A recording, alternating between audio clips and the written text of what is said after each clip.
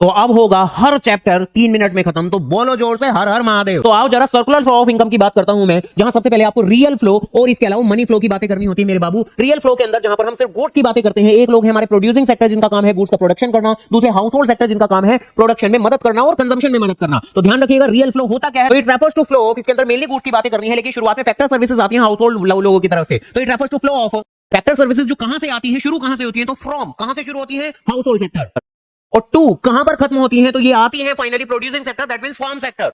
And correspondingly यहां से goods and services बनकर वापस से हाउस होल्ड लोगों के पास में आ जाते हैं कंजम्पशन के लिए। तो corresponding flow of what, goods and services. और गुड्स एंड सर्विसेज का कहां से शुरू होता है, producing sector, that means farm sector से शुरू होता है। और कहां पर खत्म हो जाता है मेरे बाबू, तो हाउस होल्ड सेक्टर पर खत्म हो जाता है। तो to household sector.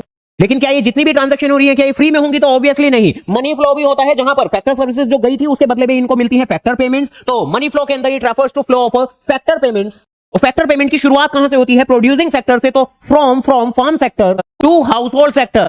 And corresponding flow कहां से कहां तक होता है, किस चीज का होता है, तो ध्यान रखिएगा ये जो गुड्स एंड सर्विसेज आए थे प्रोड्यूसिंग सेक्टर ने दिए थे हाउस होल्ड को, तो ये फ्री में नहीं दिए होंगे, तो बदले में इन लोगों ने कंजम्पशन एक्सपेंडिचर किया था, जिसकी शुरुआत यहां से हुई होगी और एंड यहां पर हुआ होगा। तो corresponding flow of consumption expenditure. और कंजम्पशन एक्सपेंडिचर कहां से शुरू होता है, फ्रॉम की बात करें तो हाउस होल्ड सेक्टर से शुरू होता है, हाउस होल्ड सेक्टर। और कहां पर खत्म हो जाता है, फार्म सेक्टर पर।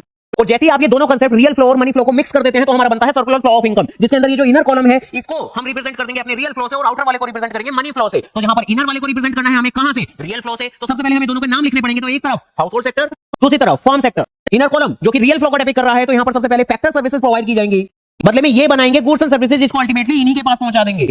इसके अंदर कोई मनी जैसी बातें नहीं है। जो आउटर वाला कॉलम है हमारी मनी फ्लो को रिप्रेजेंट करेगा, जहां फैक्टर सर्विसेज के बदले में फर्म ने फैक्टर पेमेंट की होंगी, तो क्या की होंगी, फैक्टर पेमेंट की होंगी।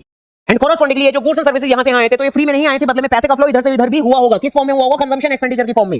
तो रियल मनी फ्लो को दोनों को मिक्स करके सर्कुलर फ्लो बन जाता है, जिसके कि 3 फेजेस होते हैं आपके। शुरुआत में आपकी इनकम जनरेट होती है, तो जनरेशन फेज। देन उसके बाद में जो इनकम जनरेट हुई उसे डिस्ट्रीब्यूट करते हैं, तो डिस्ट्रीब्यूशन फेज। देन जो इनकम डिस्ट्रीब्यूट की उसको कैसे खर्च किया जाएगा, तो उसे पुकारते हैं हम डिस्पोजिशन फेज। ये जो 3 फेजेस है, इसी की मदद से हम सर्कुलर फ्लो की डेफिनेशन भी बनाते हैं, जहां सबसे पहले जनरेशन ऑफ इनकम कहां होता है जी, प्रोडक्शन प्रोसेस में।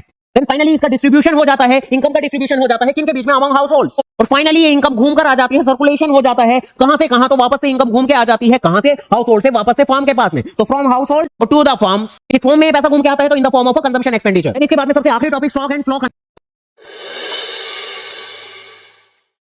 तो करना, करो ना भाई, क्यों नहीं कर रहे।